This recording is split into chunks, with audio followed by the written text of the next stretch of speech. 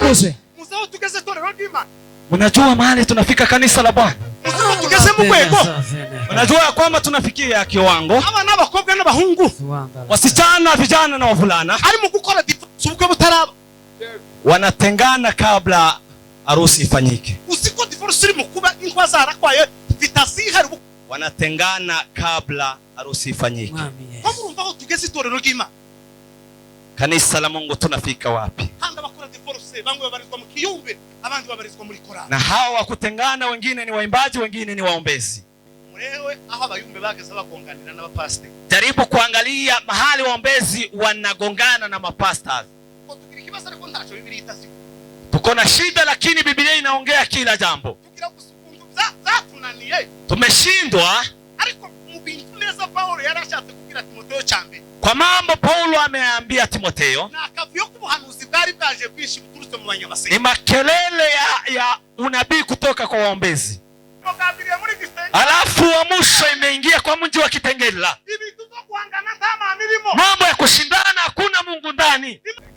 Kwa Biblia. Tongolo banda ya kasimwe. Etamoni manga ya kasi. Nevise parudije namo. Mu gitabo cy'Abafilipi Paulo azacita ngo n'umutima we. Tuzoyobora umurimo w'Imana. Mtu ambaye atasimamia kazi ya Mungu. Umuntu ukwiriye inshingano umurimo w'Imana. Mtu anastahili kuongoza kazi ya Mungu. Yaramubwiye ngo n'umugabo ufite umugore umwe. Awe na mtu mwenye mke mmoja. Uwo mugabo agomba kuyobora umurimo w'Imana. Huyo anastahili kuongoza kazi ya Mungu. Ishaka biramubwira ngo. Jambo la pili akamwambia, umugabo ufite na mu rugo ahamya kwa rabe. Ni baba anajua ya kwamba watoto wako nao kwa boma ni wake. Umesikia kampeni zao? Mama Kamara hata mimba iwe imefika miezi 8 utatoa, hakuna shida. Uko na haki ya kutoa. Mama Kamara Harris.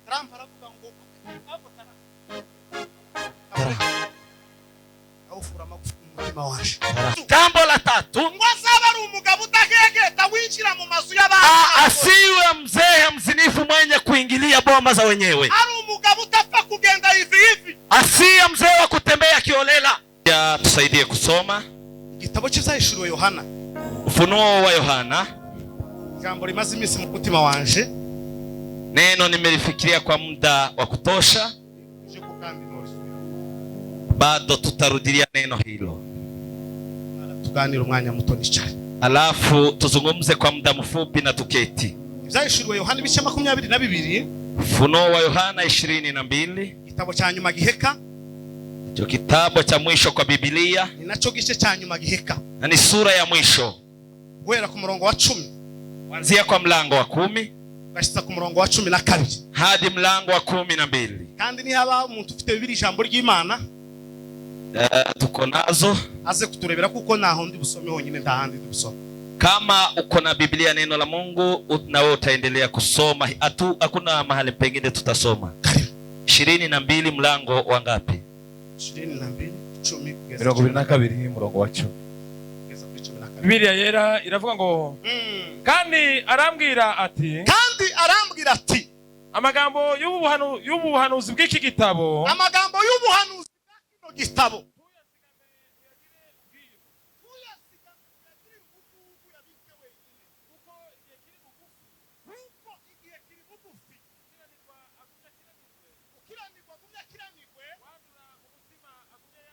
wandura mu mutima agumye yandure. Umukiranutsi agumye akiranuke. Umukiranutsi agumye akiranuke. Wera agumye yezwe. Uwezwa nawe agumye yezwe. Dore ndaza vuba nzanye ingororano. Kugira ngo ngororere umuntu wese ibikwiriye ibyo yakoze. Kugira ngo ngororere umuntu wese ibihwanye n'ibyo yagize gute yakoze. Ari wabonye mu ijambo ry'Imana. Nyamepa. Angira data.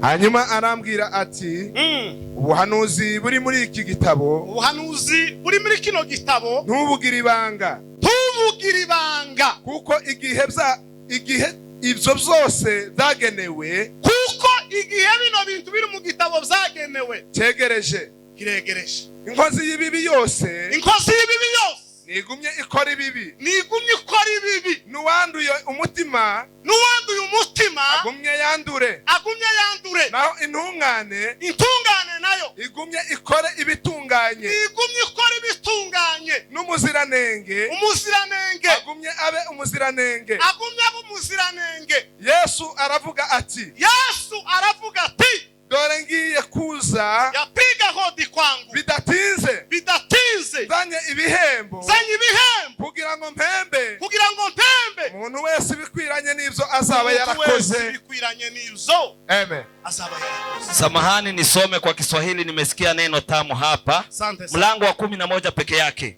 Harantu wavuze ngo na mwenye uchafu, aho niyo nkeneye gusoma. Mwenye kudhulumu na azidi kudhulumu, na mwenye uchafu na azidi kuwa mchafu, na mwenye haki na azidi kuwa na haki, na mtakatifu azidi kutakaswa. Amen. Biblia ni tamu.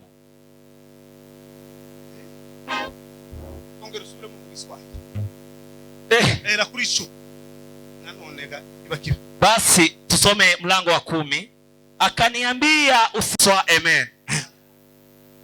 Semeni haleluya. Amen. Naya magambo ngiye kubaheza. Ni maneno haya tutayazungumza. Ndavuga ijambo rivuga ngo ziki gitabo biri bugufi gusohora. Maneno ya kitabu hiki yako karibu kutimia. Ziki gitabo. Maneno ya kitabu hiki Pani byaguhereka. Si mambo ya kuireka. Ziki gitabo. Maneno ya kitabu hiki igihe cyazo, wakati wake cyo gusohora wa kutimia kiri bugufi, iko karibu.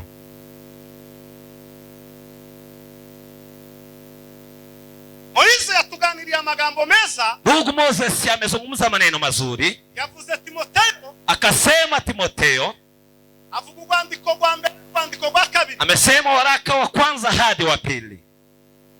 Turi mu minsi ya nyuma iruhije, tuko kwa siku za kuchosha, siku za mwisho.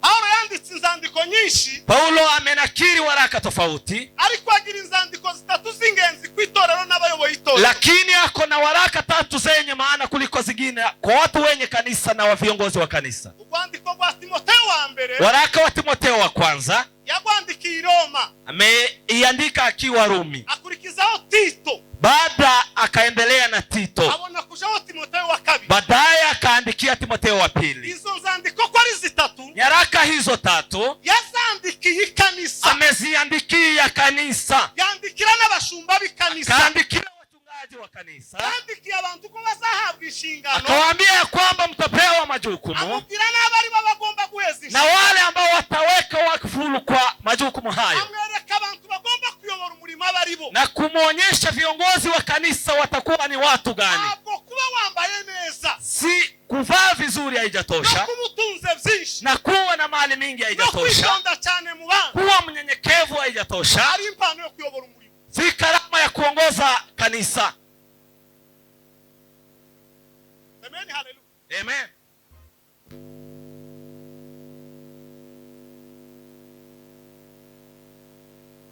Amubwira bagomba kuyobora umurimo abaribo, akamwambia ni watu gani wanaweza ongoza kanisa la Mungu. abwira Tito, alimwambia Tito igice cya mbere sura ya kwanza, yaramubwiye ngo Tito we, akamwambia Tito, umuntu uzoyobora umurimo w'Imana, mtu ambaye atasimamia kazi ya Mungu, umuntu ukwiriye inshingano umurimo w'Imana, mtu anastahili kuongoza kazi ya Mungu, yaramubwiye ngo ni umugabo ufite umugore umwe, awe na mtu mwenye mke mmoja.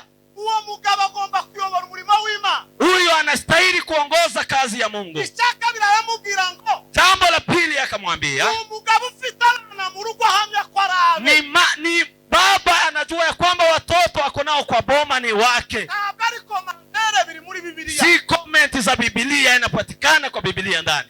Semeni hallelujah. Amen.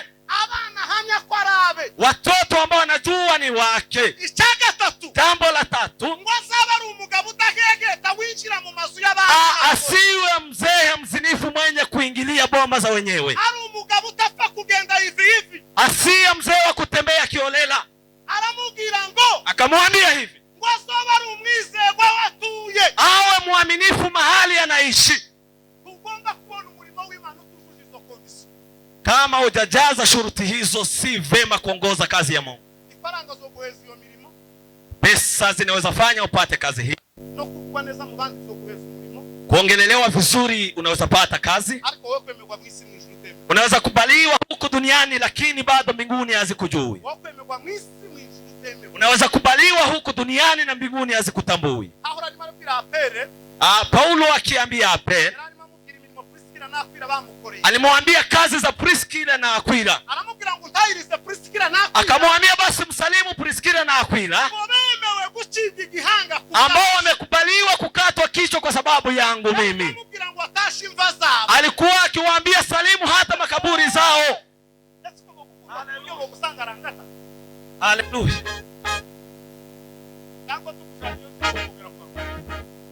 Je, wewe ni vipi? Hata makaburi zisalimiwe.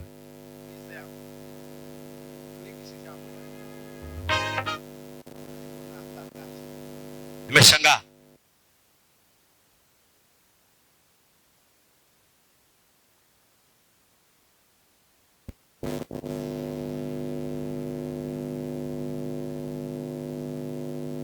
Aje mwenyeji tayari ameenda. Aronyibutsa amakanisa dufite muri no muhanda kwa ngana 18 kanisa 14 churches. Iri kibazo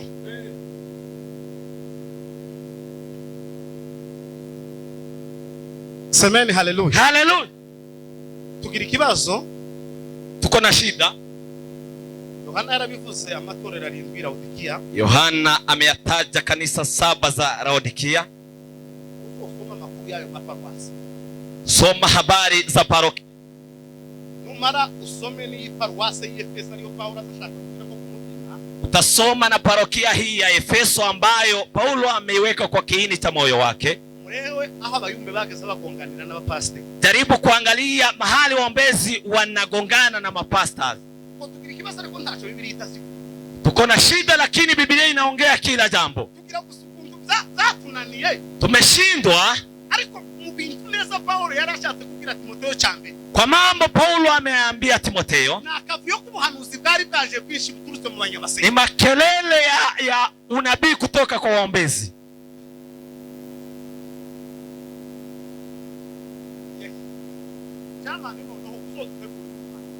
Chairman andaa kijiji. Tuzungumuze. Mmoja aulize mwingine ajibu. Tutumie neno la Mungu. Tutatulia. Viongozi waendelee kutuongoza. Na wenyeji wawe na viongozi wazuri. Bila kukosa hata jambo moja. Ndugu awe kiongozi wetu na atuongoze vizuri. Na pasta aendelee kuwa pasta na kutuongoza vizuri. Nimesema kwa sababu niko kwetu sasa. Si jambo la kushangaza kuwa na vitaramo 2 kwa kijiji. Cha kushangaza ni kufanya vitaramo 2 lakini hatuna kiu cha kufanya gitaramo na kukesha. Hata tukeshe mahali pasita. Uamsho wa Efeso. Ndio maana imefika hata kwetu Kashembwe. Efeso.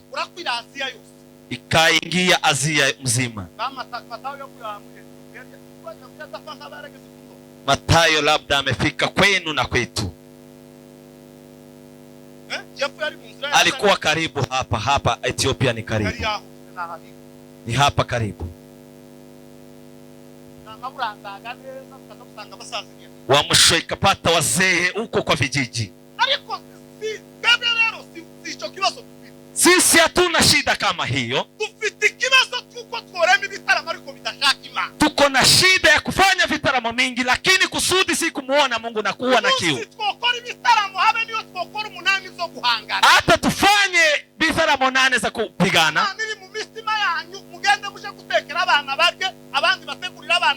Hakuna Mungu kati ya mioyo. Mnachoka bure. Mchungaji hawako.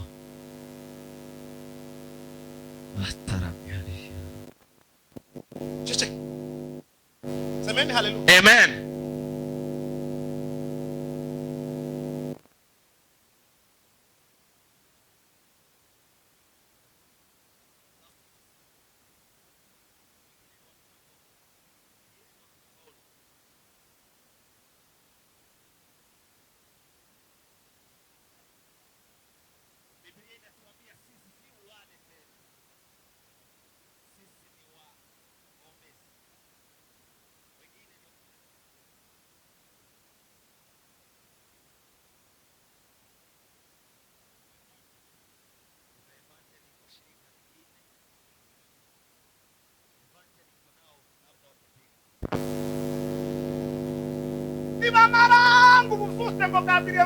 Alafu wa mwisho imeingia kwa mji wa Kitengela. Mambo ya kushindana, hakuna Mungu ndani.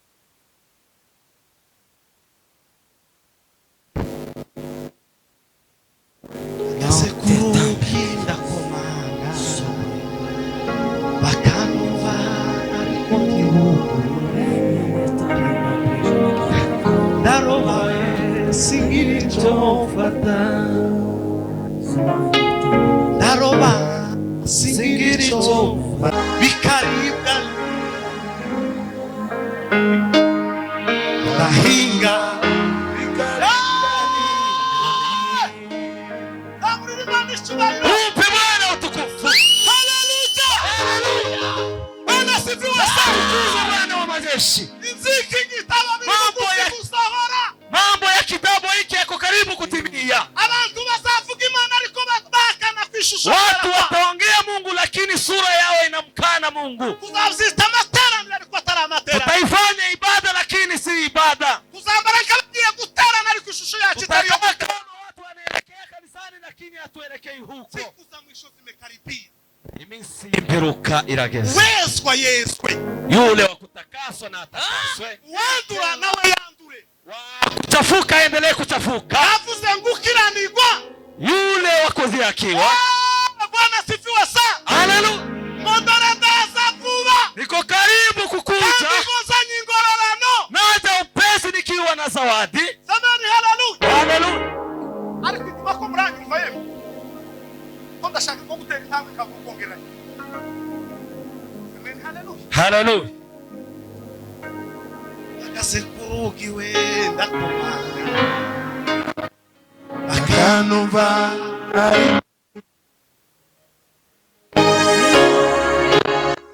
Inga bikaringa nyoni Dahinga me dahinga bikaringa nyoni Danyuzwe kuko ngufite amahoro Ashima cyane ko wambonye akashigikira Eva higa Eva hino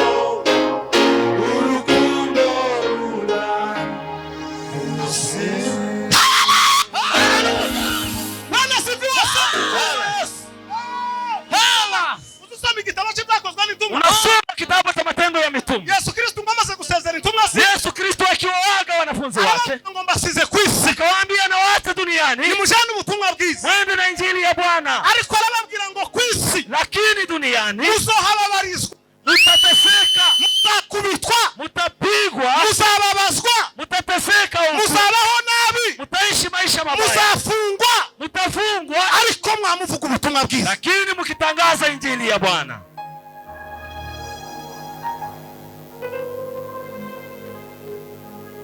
Bwana sifiwe sana. Atukuzwe Yesu. Iki ni igihe, hii ni wakati cyo kuvugira Imana bisi ntibatukunda. kutangaza Mungu. Niba President Munyakazi Kama kiongozi, ukeneye gukora igitaramo hano boza bakurira igoti buri munsi, ili ununulie suti kila siku, kazi uzobona kuri bene wacu. hautanunuliwa. Uyobora ariko buri cyumweru uzutahana bitutsi. Habari ni hizo, utaongoza lakini utaendelea kutusiwa. Niko tuteye turaziranye. Tuko hivyo.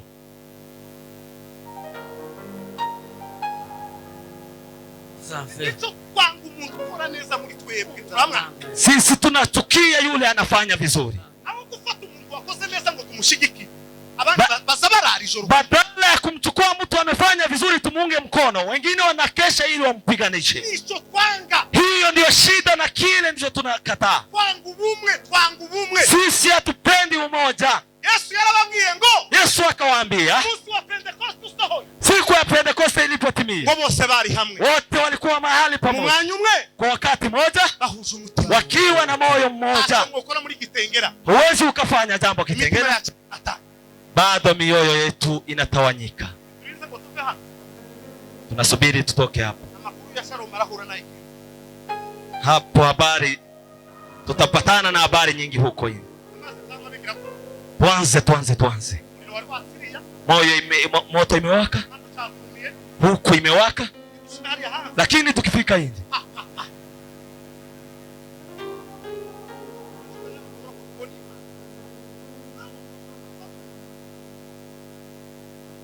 bado tunapigana watu kwa watu.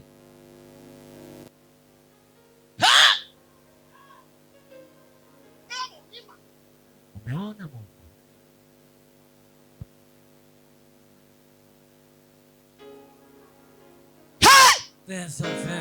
Tena aramubwira ngo Yohana we, akamwambia Yohana, nikamwambia kuri kino gitabo cha Yohana agace gato nichare. Bwana sifiwe. niongee kwa kitabu hiki kwa maneno machache. Bwana sifiwe. Zaburi Imani subahiro. Bwana utukufu. Hallelujah. Hallelujah. Hallelujah. Hallelujah. Bwana sifiwe sana. Yes. Tena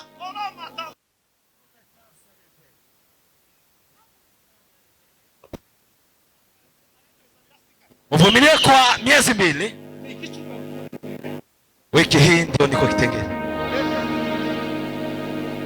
nikora kanje Fanya kazi yangu. ntacyo nzobazwa kwira. Biblia yarambwiye ngo, Biblia imeniambia hivi. Bwana sifiwe.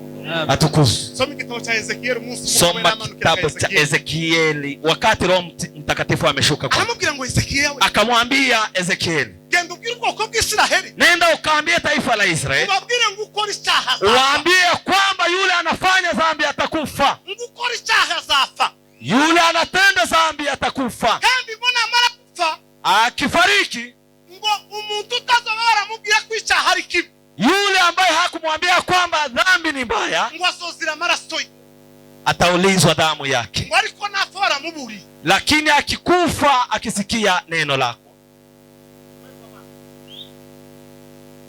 Bora nimeongea. Kuna shida zangu kipekee, basi niendelee kupigana na watu wengine na bado niko na shida zangu.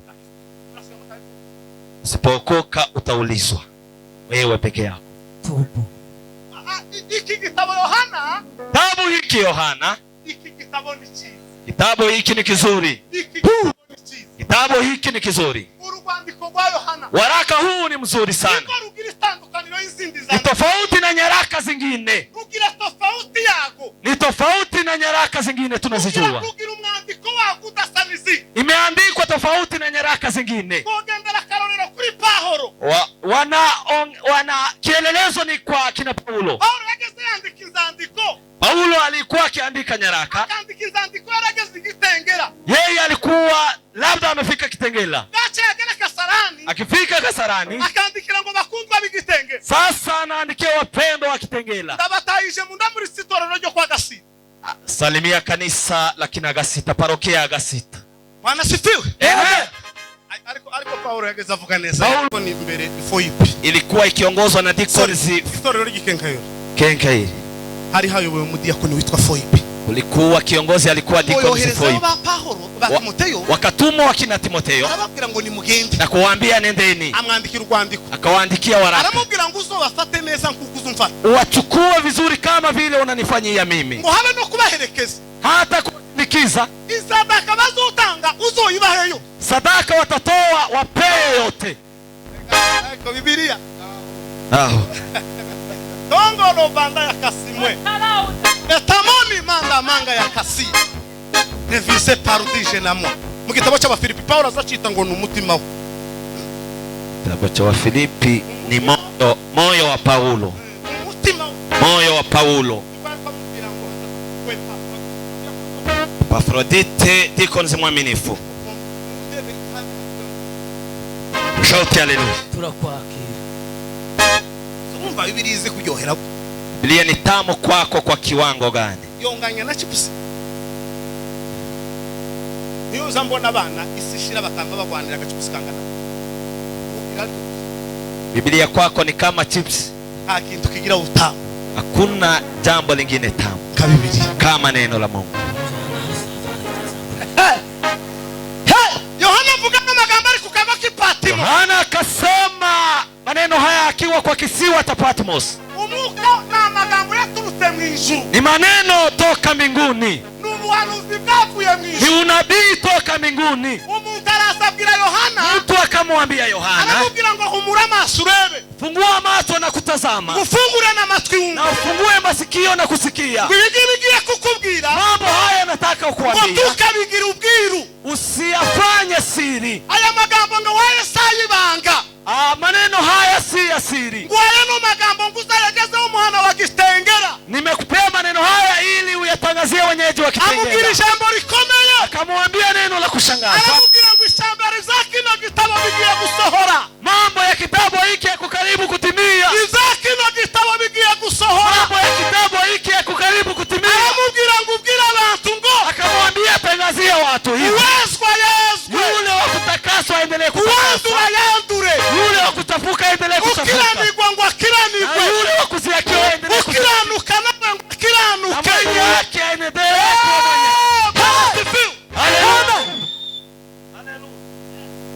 Amen. Yesu karasi.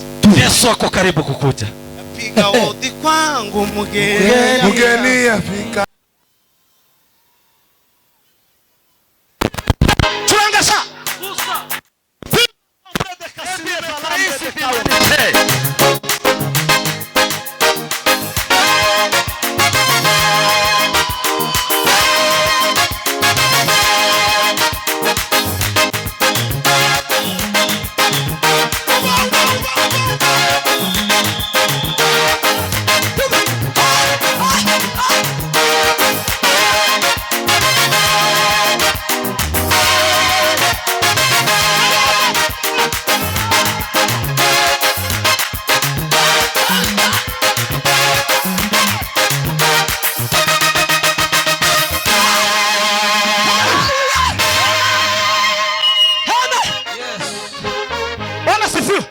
Atukuzwe Yesu.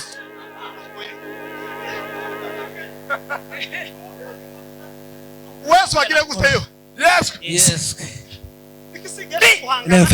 Ikisigia cyo kureba. Zalakaya. Safisha roho yako. Hii si wakati wa kushindana. Sambe naye erova. Aonde na gazi. Ekolo. Atukuzwe Yesu. Ariko igihe kiregereje ye.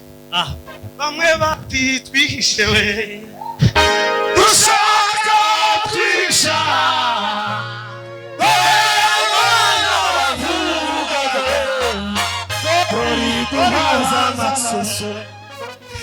bamwe bati twihishe we dushaka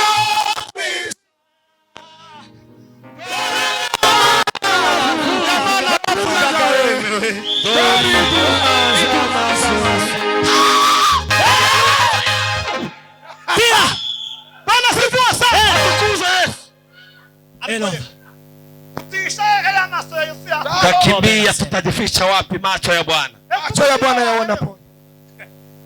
teza amatwi we Numvise numvinduwe ziravuze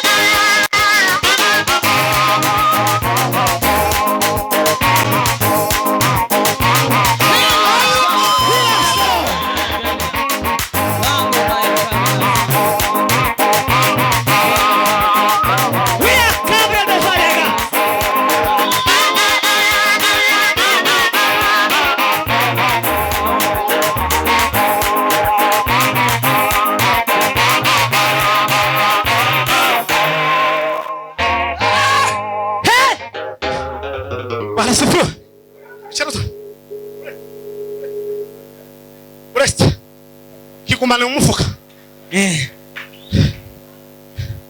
ndakubaha cyane uretse imitima ibanza yishyuza Bwana sifiwe atukuze umwaka kurarangira aho usigaje iminsi mike ubuzima bwawe niba bwaratswe n'icyaha 2024 kama umekuwa mtumwa wa dhambi 2024, Yesu ni umunyembabazi, Mungu ni mwenye rehema. utangira 2025 Unaweza anza mwaka ujao wa 2025 ubuzima bwawe busa n'ubw'Imana ukiwa na maisha Mungu anayoyafurahia. ubuzima bwawe busa n'ubw'Imana sha Maisha yako yanafanana vile Mungu anataka, kubera ko ukiziki gitabo kwa sababu Zoma ekarna Talambre Nigeria va.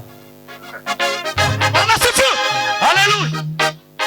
Wengine wamevunja ndoa, wengine ni walaya, wengine walimbea, wavunja ndoa za wengine, wengine wapokea rushwa, wengine wapanda rushwa. Bwana sifiwe. Haleluya. Afrika we. Afrika. Gaho. Barikiwa sana.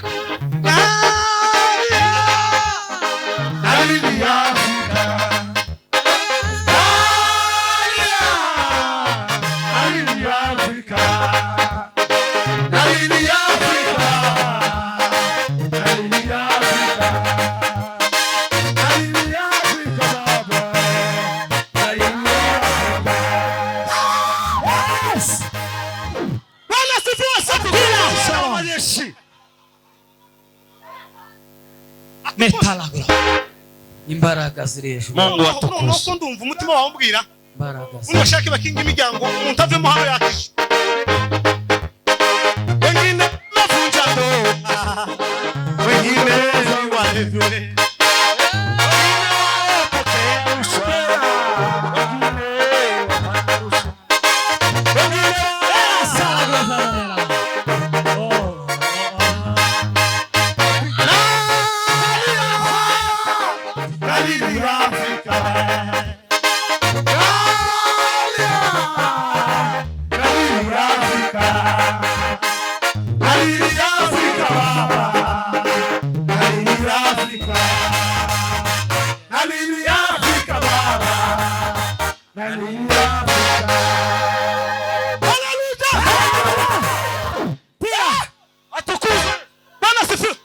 Akuzwe. Muzao tugeze torero ry'Imana.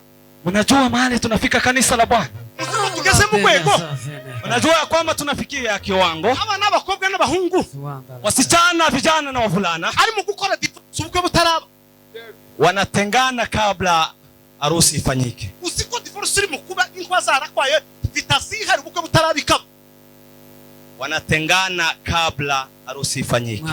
Kwa urumva aho tugeze itorero ry'Imana. Kanisa la Mungu tunafika wapi? Handa bakora divorce bamwe babarizwa mu kiyumbe abandi babarizwa muri korali. Na hawa kutengana, wengine ni waimbaji, wengine ni waombezi. Tugeze mu rwego rwo gukora icyaha igihe cy'icyaha kitaragera nuko kidahaba. Tunafanya wakati wa kufanya dhambi kabla siku ya kufanya dhambi ifike. Uri mu kubona ama divorce ari mu kuba. Namukurikirana uko isi yayigeze. Nubishe kurusiza tugakurikirana abantu barasi. Uzamukurikirana amakuru. Nimemfurahia kwa jambo moja. Hakuna mama atatoa mimba tena.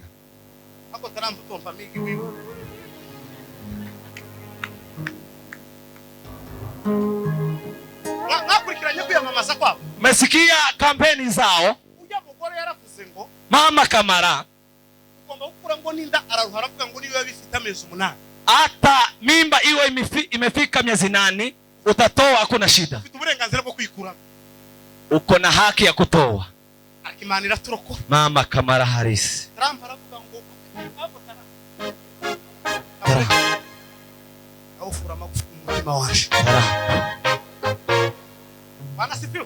Amen. Tujue mambo ya kuombea na wengine si ya kuombea. Biblia iwe maisha yao ya kawaida ya kila siku.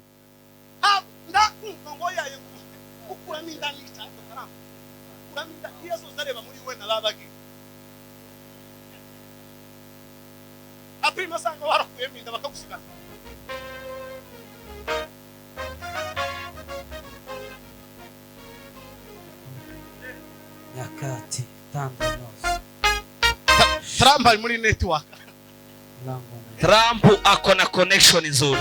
Yo muheza ngo anatuyobore n'abayumbe ku isi nanone. None ni uyoboye n'isi n'ikiyumba kiyobore. Kiongozi mzuri anaendelea kumtangaza Mungu. Turi mu kuba igitondo n'umugoroba. Watu wanatengana mchana na usiku. Chize turi Kasarani. Hapo cyumweru kanone. Hapo juzi Kasarani. Nibwo twari turi kumwe n'ababa. Imana iratubwira ko hari pepo bateze ngo cyo gukora divorce. Na pepo imeweka ili watu watengane. Terani twari turi. Yo guteza ama divorce mu bwoko bwacu. Ili watu watengane kwa kabila letu. Gutandukana. Umuntu uri mukuru arashitse ibirongoranwa bitarashira gatandukana no.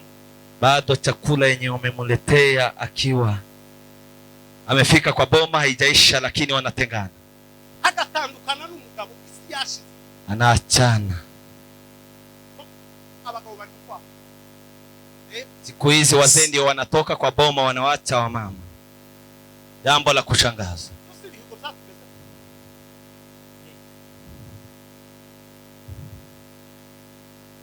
Gazi tarashira kandi gazi y'abageni zishira vuba agatandukana tarashira.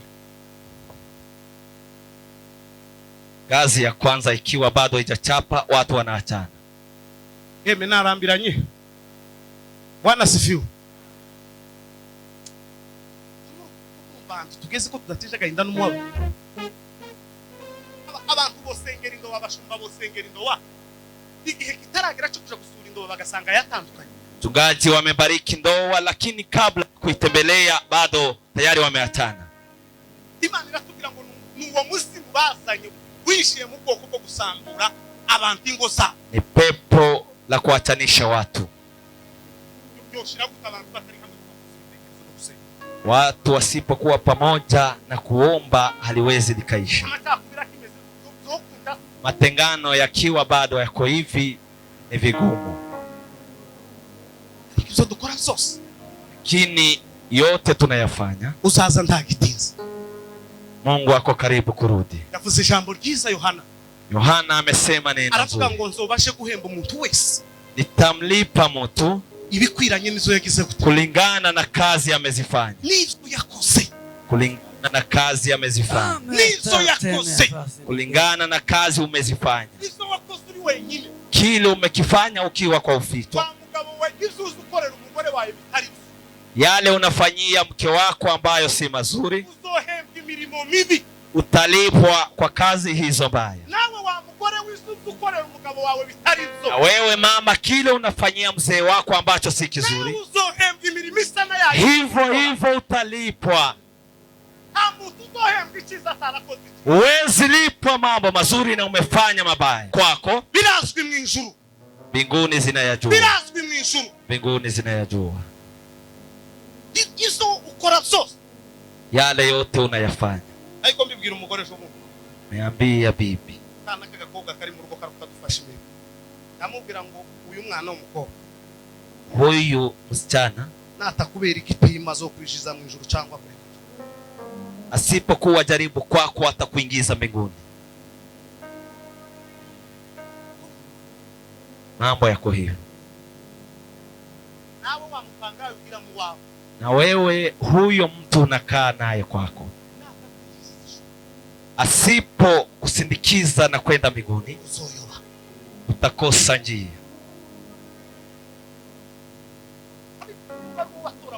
Habe niyo yobaruwahe utazi nyuma, niba muri kumwe batumwana wese kuwa, Hata kama umemtoa wapi, mchukue kama mtoto wako. ari mbu munge nta kibi yaramukoreye, ndambwe atari kuyu mwana ubwo yajemo hano, uyu mwana azokubera igipimo umutunganya ibintu neza. Mbingu, mbingu, mbingu, mbingu, mbingu ni lile la wenye nguvu. Ijuru liragoye umugabo wawe yo cyangwa ukora kazi. Mzee wako anaweza kuwa sababu usiingie mbinguni ama uingie mbinguni. Ndetse umugabo wawe bigeragezo bwo kuzisha, Wewe ni chanzo cha majaribu kwa mzee wako, nawe gutesa umugore wawe bigeragezo wabuzisha. na wewe ni chanzo cha bibi yako. Wewe umekosa mbingu. Umuturanyi wawe Neiba wako,